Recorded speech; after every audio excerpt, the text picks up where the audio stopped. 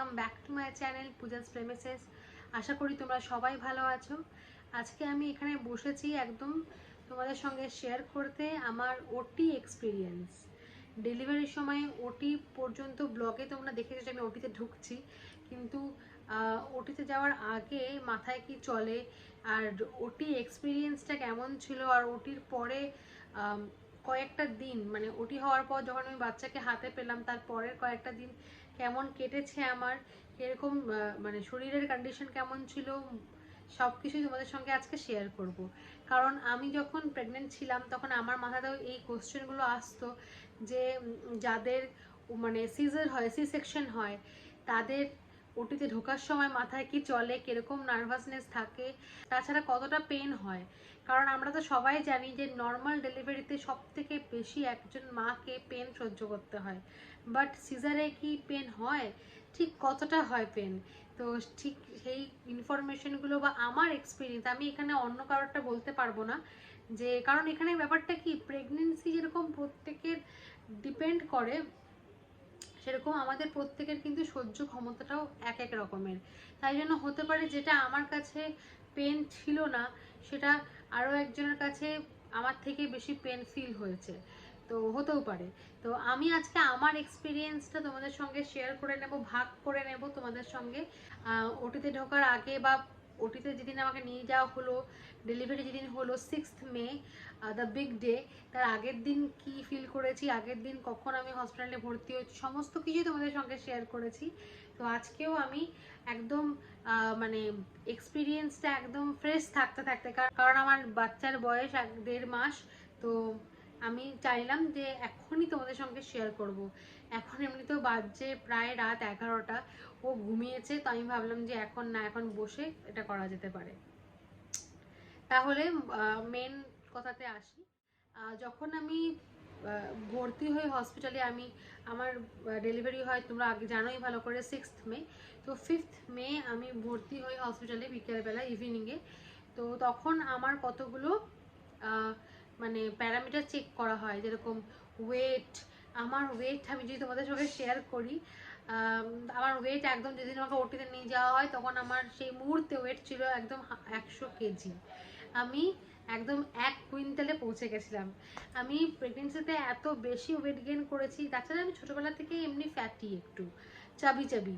এবার প্রেগনেন্সিতে যেহেতু আমার টেন্ডেন্সি ছিল ফ্যাট গেইন করার, নিজেকে অনেক বেশি ডায়েটে বা অনেক বেশি মেনটেন রাখতে হতো যাতে আমি মানে কখনো ওয়েটটা খুব বেশি না ছাড়িয়ে যায়। বাট তোমরা জানো প্রেগনেন্সিতে কোনো রকম এক্সারসাইজ বা সেরকম আমার অ্যালাউ ছিল না আর কি, সেই জন্য যাই হোক প্রেগনেন্সিতে আমি প্রচুর ওয়েট গেইন করি। যেদিন আমার ডেলিভারি হয় তখন আমার সেই মুহূর্তেও ওয়েট ছিল 100 কেজি।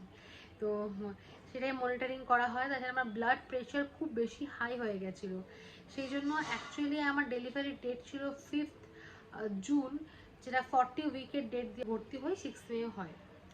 তো 5 মে যখন করা হয় আমার মানে blood pressure check, sugar level check, তখন দেখা যায় যে সুগার লেভেলটাও মানে যতটা থাকার দরকার তার থেকে একটু বেশি আছে। আর তাছাড়া প্রেশার মারাত্মক পরিমাণে হাই হয়ে গেছে। আমার কিন্তু আগে প্রেশার ছিল না, আমার এটা ডিউরিং প্রেগনেন্সি আমার প্রেশারটা চলে আসে। আর তাছাড়া তখন কালার ডপলার টেস্ট করা হয় আর সিটিজি করা হয়। সিটিজি আমি তোমাদের বলে রাখি, এমন একটা টেস্ট যেটাতে বাচ্চার পজিশন চেক করা যায়। মানে যতটুকু আমি জানি, আমি তো ডক্টর নই যে তোমাদের সঙ্গে একদম এক্স্যাক্টলি শেয়ার করতে পারবো, যতটুকু শুনেছি, যতটুকু আমাকে বলা হয়েছিল আমি সেটাই তোমাদের সঙ্গে শেয়ার করছি। তো সিটিজি করা হয়, সিটিজিতে বাচ্চার পজিশন, বাচ্চা কোন দিকে আছে সেটা মার্ক করা হয়, আর তাছাড়া বাচ্চার হার্টবিটটাকে রেকর্ড করা হয়। তো দেখা হয় না সব কিছু ঠিকঠাক আছে, বাচ্চার মুভমেন্টও খুব ভালো। প্রথমে সিটিজিতে ওকে খুঁজে পাওয়া যাচ্ছিল না, সেটা নিয়ে সবার খুব চিন্তা হয়, কিন্তু কিছুক্ষণের মধ্যেই ওকে সুন্দরভাবে মানে নার্সরা মানে মনিটরিং করতে পারেন। তো মানে সব কিছু ঠিকঠাক হয়ে যায়। এরপরে একজন এলেন এক্সপার্ট, তিনি আমার কালার ডপলার টেস্ট করলেন। কালার ডপলার টেস্ট কিন্তু মানে আমার হয়েছিল 7th মান্থ থেকেই। তো যেদিন আমার ওটি হয় তার আগের দিনও আমার কালার ডপলার টেস্ট হয়, এবং তখন দেখা যায় যে আমার সার্ভিক্স ওপেন হয়ে গেছে। আমি কিছুটা ফিল করতে পারছিলাম যে আমার মনে হচ্ছিল যে একটু একটু লিকুইড লিক করছে, বাট সেটা এতটাও না যে আমি ডক্টরকে বলবো। সেটা হয় কিন্তু থার্ড ট্রাইমেস্টারে গেলে অল্প অল্প লিকুইড মানে বেরোতে থাকে, তো সেটা নর্মাল। বাট আমার সেটা হচ্ছিল খুব বেশি না, তাই জন্য ডক্টরকে জানাইনি। কিন্তু যাই হোক, যখন কালার ডপলার করা হলো তখন দেখা গেল যে সার্ভিক্স ওপেন হয়ে গেছে। সার্ভিক্স ওপেন কিন্তু তখনই হয় যখন কারো নর্মাল ডেলিভারি হওয়ার চান্স থাকে বা লেবার শুরু হবে। সার্ভিক্স মোটামুটি থার্ড ট্রাইমেস্টার থেকে আস্তে আস্তে মানে খোলার দিকে যায়, এবং লেবার যত কাছে আসে সার্ভিক্স ডাইলিউট হয়ে মানে ওপেন হয়ে যায়। তো আমার সার্ভিক্স ওপেন হয়ে গেছিলো, বাচ্চার হেড ডাউন হয়ে গেছিলো। তো সেই সময় সবার খুব চিন্তা হয় যে আমার তো ওটি পরের দিনের জন্য বুক আছে। তো রাত্রেবেলা, এটা তখন বাজছে ধরো রাত 10:30, তাহলে এই সময় কি হবে, তাহলে কি তাড়াতাড়ি সঙ্গে সঙ্গে এমার্জেন্সি ওটি রাত্রেবেলায় করতে হবে, সে নিয়ে সবার একটু চিন্তা হয়। তো ডক্টরকে ফোন করা হয়, আবার সমস্ত কিছু ভালো করে দেখে নেওয়া হয়, দেখা হয় যে না ঠিক আছে, পরের দিন অবধি সেটা এক্সটেন্ড করা যেতে পারে। বিকজ আমার নর্মাল ডেলিভারি হওয়া পসিবল না, কারণ আমার যেহেতু বিপি খুব হাই হয়ে গেছে আর শারীরিক কন্ডিশনও ঠিকঠাক ছিল না। তোমরা যদি আমার ব্লগ দেখো তাহলে বুঝতে পারবে যে আমি মারাত্মক পরিমাণে তখন ফুলে গেছিলাম, আর এখনও কিন্তু সেই ফোলা ভাবটা রয়ে গেছে অনেকটাই। তার থেকে আগে মানে তখনের থেকে কমেছে, বাট এখনও আছে। তো যাই হোক, সেই সময়তে আমার নর্মাল ডেলিভারি করার মতন আমার শারীরিক কন্ডিশন ছিল না, আমার স্ট্রেংথ ছিল না। তো সেই জন্য আমাকে সি সেকশনই করতে হবে। তো সেরকমই আমাকে বলা হয়, এবং আমরা পরের দিনের জন্য ওয়েট করি, পরের দিন ওটি হবে।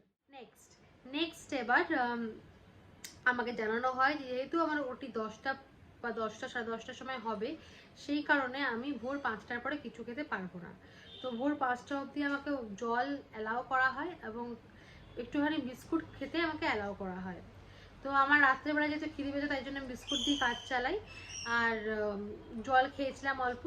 ভোর 5টার পরে আর কিছু খেতে দেওয়া হয়নি। ভোর 5টার পর মোটামুটি আমাকে মানে ওরা ওটির জন্য রেডি করে ফেলে, আর স্যালাইন আমাকে লাগিয়ে দেয়।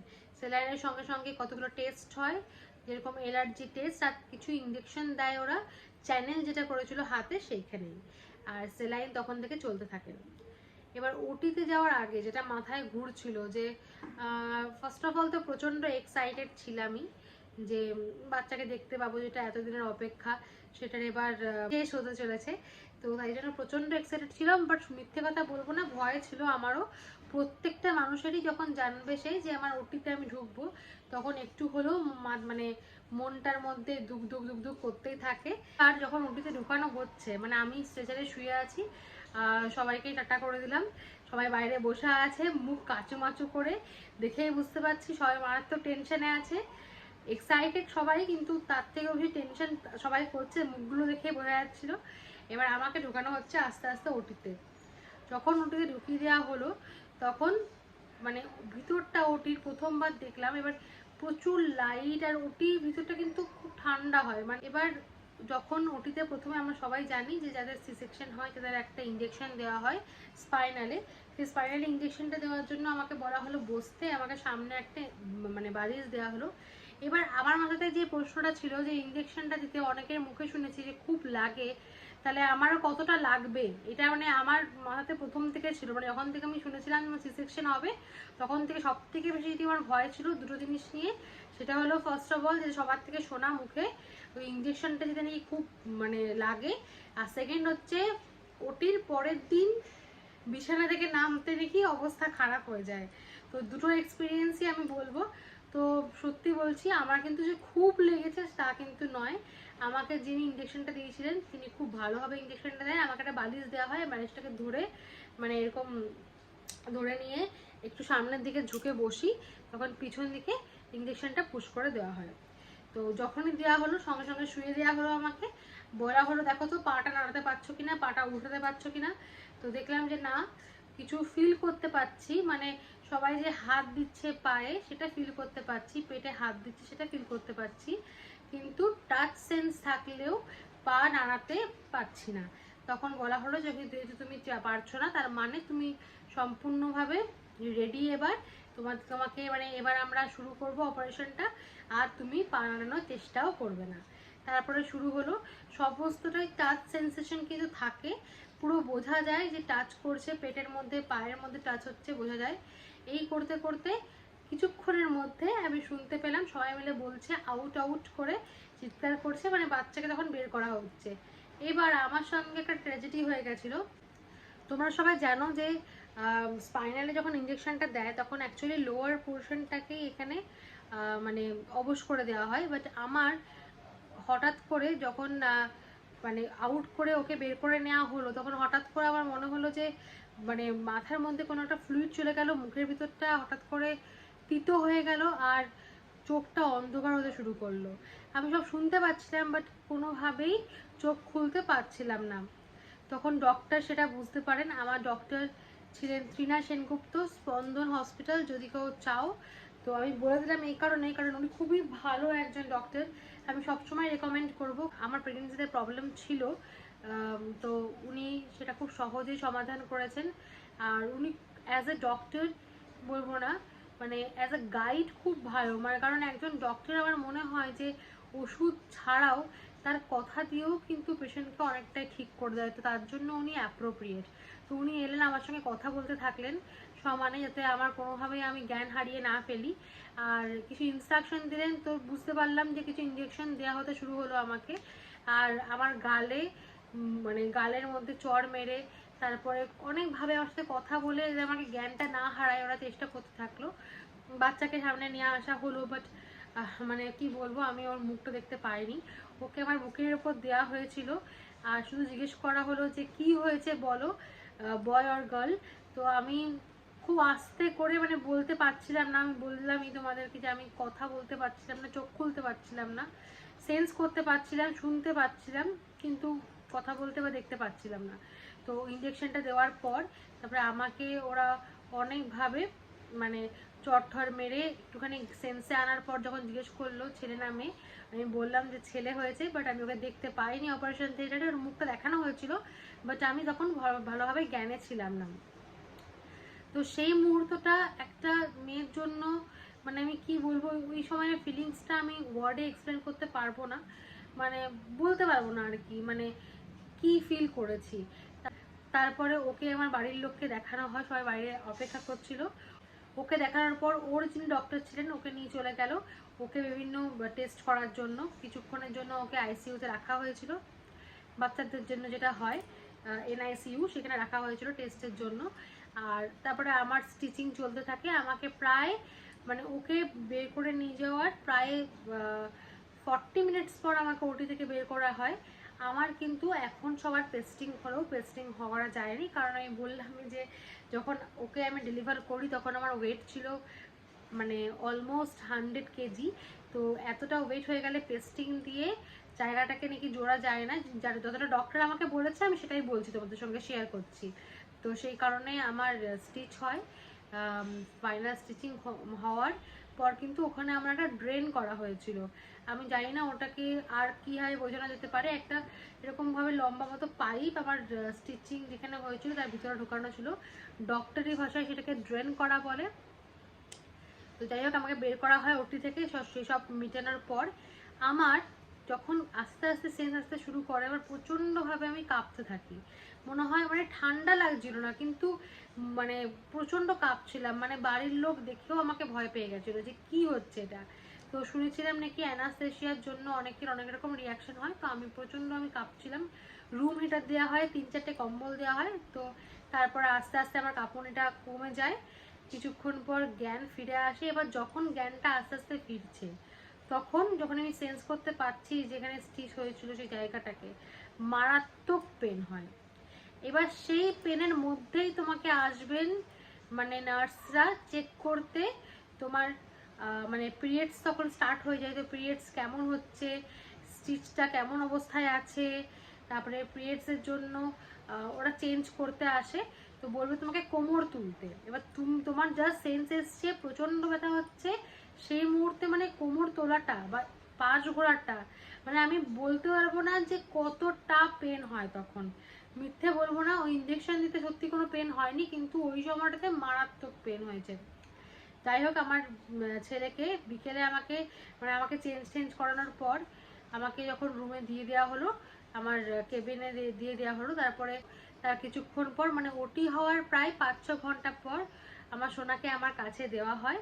তো তো ওকে যখন দেওয়া হয় তখন বলা হয় এবার ব্রেস্ট ফিডিং করাতে হবে। ব্রেস্ট ফিডিং করাতে গেলে অবশ্যই উঠে বসতে হবে। এবার সেটাও একটা চ্যালেঞ্জ, মারাত্মক পেন হচ্ছে। কিন্তু কি হয় বলতো, আমি বলতেই পারি যে একটা মায়ের কিন্তু স্ট্রেংথ একটা মেয়ের থেকে অনেকটা বেশি। যখন তুমি জানবে যে তোমাকে তোমার বাচ্চাকে খাওয়াতে হবে, এটাই একমাত্র সোর্স ওর ফুডের, তখন তোমার মধ্যে সেই স্ট্রেংথটা নিজের থেকেই আসবে। তো প্রচণ্ড ব্যথার মধ্যেও মানে উঠে বসেছি, জানি না হয়তো এমনি সময় হলে পারতাম না, কিন্তু ওই সময় কোথা থেকে স্ট্রেংথ এসেছিলো ভগবান জানে। তো উঠে ওকে ফিট করালাম। নেক্সট ডে মারাত্মক পেন ছিল, মানে ওরকম করে রাতটা গেল। তারপরে নেক্সট ডেও খুব, যেহেতু পুরোপুরি সেন্সটা ফেরত চলে আসে, আর ক্যাথিটার ওটিতে লাগানো হয়েছিল, কি সেই ক্যাথিটারটা পরের দিন সকালবেলা খুলে দেওয়া হয়। তো এবার তোমাকে হেঁটে বাথরুমে যেতে হবে। তো খুবই পেন হয়েছে, খুবই পেন হয়েছে। ঘাট থেকে নামতে গিয়ে মানে কি বলবো, নিজের মায়ের কথা মনে পড়ে গেছে। মনে হচ্ছিল যে মানে সব থেকে বেশি পেন হয়তো এর থেকে বেশি পেন আমি আর কোনোদিনও আগে ফিল করিনি।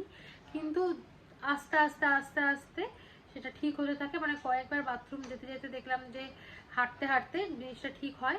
আর যত দিন যায়, মানে সেকেন্ড দিন যেই ব্যথাটা থাকে পরের দিন তার থেকে কমে যায়। এই করে করে আস্তে আস্তে জিনিসটা ঠিক হতে থাকে। তবে এই এক্সপিরিয়েন্সটা মানে জীবনের সব থেকে মূল্যবান এক্সপিরিয়েন্স আমি বলবো। যদি কেউ এক্সপিরিয়েন্সটা না করে তাহলে জীবনে সে কিছু মিস করছে, এটুকু বলতে পারি। এতটা ব্যথা হয় একজন মায়ের, কিন্তু এর মতন ফিলিংস আমার মনে হয় না, the best feeling in your life.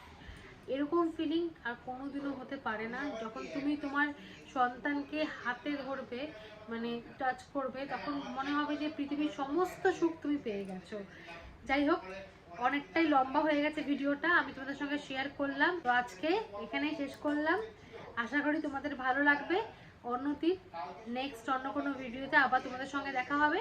তাহলে আজকের মতন টাটা। সবাই সাবস্ক্রাইব করো, লাইক করো, শেয়ার করো তোমাদের বন্ধুদের সঙ্গে, আর কমেন্ট করো।